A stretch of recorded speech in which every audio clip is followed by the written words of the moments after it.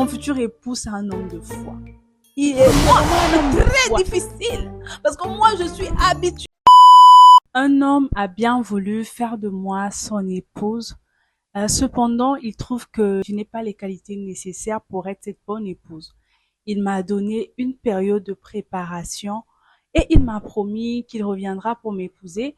Mais il m'observe et que si je m'améliore, il viendra m'épouser.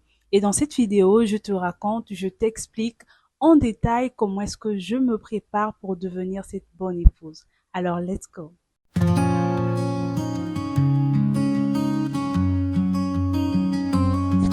Hello les gars, j'espère que vous allez bien. Bienvenue sur ma chaîne. Je m'appelle Trinité. Voilà pour ceux qui viennent d'arriver et pour ceux qui sont habitués. Voilà, vous me connaissez et aujourd'hui je viens encore avec un autre épisode. Voilà, succulent. On va le savourer ensemble.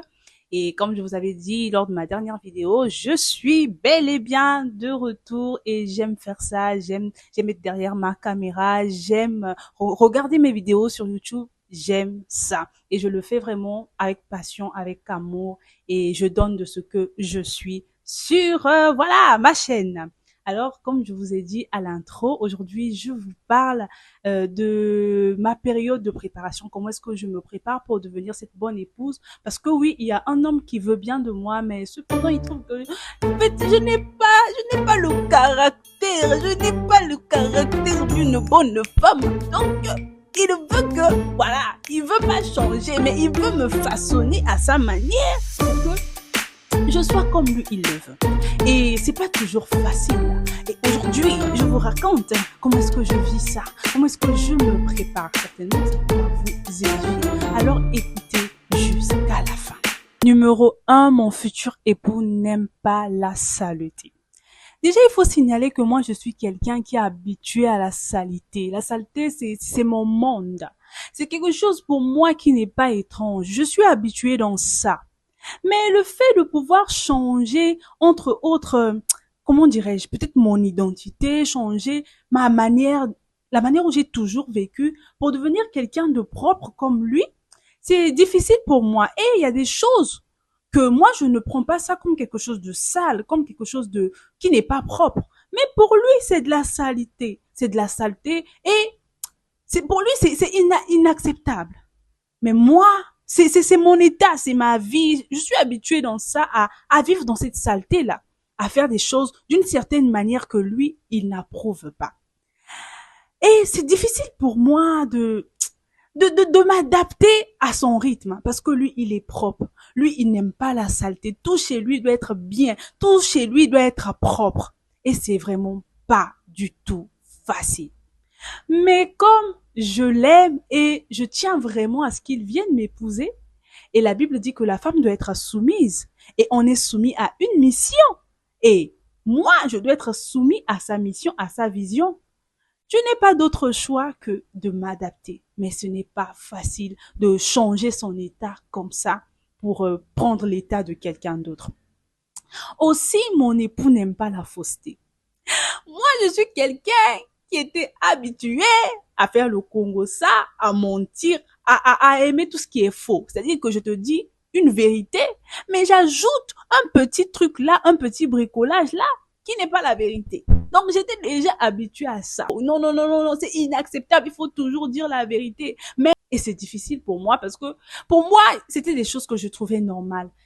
Dire une vérité avec un petit mensonge, faire du floutage. Ah, ouais, non, mais lui, il n'aime pas ça. Mais je me bats.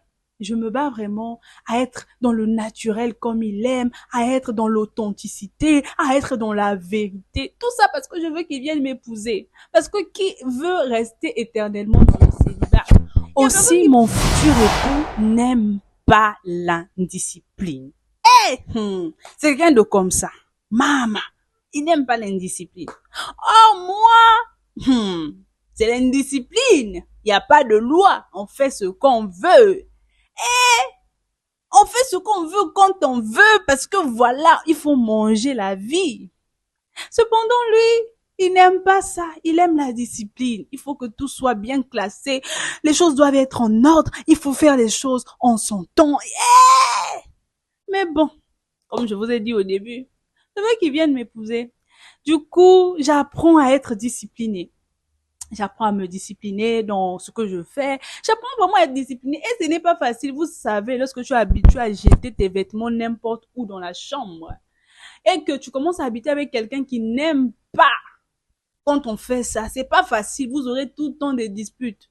Mais comme moi, je ne veux pas avoir des disputes avec mon futur époux et que je ne veux pas qu'il y ait, voilà, des choses pour nous empêcher de bien vivre, de bien savourer notre mariage, je dois apprendre à être disciplinée.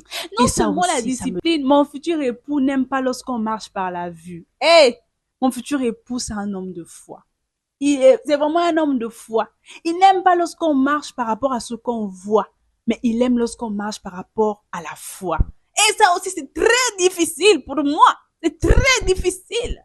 Parce que moi, je suis habituée à faire les choses par rapport à ce que je vois, par rapport à ce que je vis. Mais lui, il t'apprend à vivre, à faire les choses par rapport à ce que tu vois, par rapport à ce que tu vis, mais par rapport à la foi. Vous savez, c'est quoi la foi? Donc, tu espères des choses que tu ne vois pas. C'est à ça qu'il m'emmène à croire. Chaque jour de ma vie. C'est-à-dire que si je veux être sa femme là, je dois apprendre à vivre par la foi. À vivre par la foi, pas par la vue. C'est-à-dire que tu vis par la foi. Donc, et il m'a dit aussi que si je n'ai pas la foi, si je marche par rapport à la vue, je ne peux pas lui être agréable. J'ai dit, wow, j'apprends à marcher. Non par la vue, mais par la foi. Aussi, mon futur époux n'aime pas la paresse. Il faut signaler que moi, je suis une dormeuse. J'aime beaucoup dormir, je suis une dormeuse. Mais lui, il n'aime pas la paresse. C'est-à-dire que s'il te confie quelque chose, il faut être capable de multiplier ce qu'il t'a donné. C'est-à-dire que s'il te dit, Trini, fais ça, fais ci, fais ça. C'est-à-dire que tu dois multiplier le peu qu'il te donne. C'est pas qu'il te donne quelque chose, va multiplier, tu pars, tu bouffes l'argent, tu bouffes le truc, tu t'endors sur le truc. Non, lui, il n'aime pas ça. S'il te dit, Trini, tu fais ça. C'est-à-dire qu'il faut être concentré. Et imaginez-vous, toi, tu es habitué à dormir, à faire des choses avec nonchalance, en fait, à être paresseuse. Qu'est-ce que tu vas faire alors que le mariage se présente devant toi? Il n'y a pas de choix que d'apprendre chaque jour à être quelqu'un d'active, à être une personne active, une personne qui bosse, une personne qui ne dort pas, une personne capable de multiplier. Tout simplement parce que mon futur époux n'aime pas des femmes paresseuses. Alors c'est qui cet homme merveilleux pour qui je fais tous ces efforts? C'est le Seigneur Jésus-Christ. Parce que oui, nous nous préparons pour la fête des noces. Aïe, aïe, aïe, aïe, aïe, aïe. Est-ce que toi aussi tu es épouse de Jésus? Est-ce que toi aussi tu te prépares? Aujourd'hui, je t'ai relaté, je t'ai expliqué comment est-ce que moi je me prépare. Et toi? Comment est-ce que tu te prépares? Parce que tu sois homme ou femme, on est tous appelés épouses de Jésus. Et il nous a promis qu'il reviendra. Mais nous, on doit se préparer pour son retour. Dis-moi comment est-ce que tu te prépares, ma sœur. Dis-moi comment est-ce que tu te prépares, mon frère. Parce que oui, on est épouse de Jésus, hein. On est sur la terre là, on est en train de se préparer pour son retour.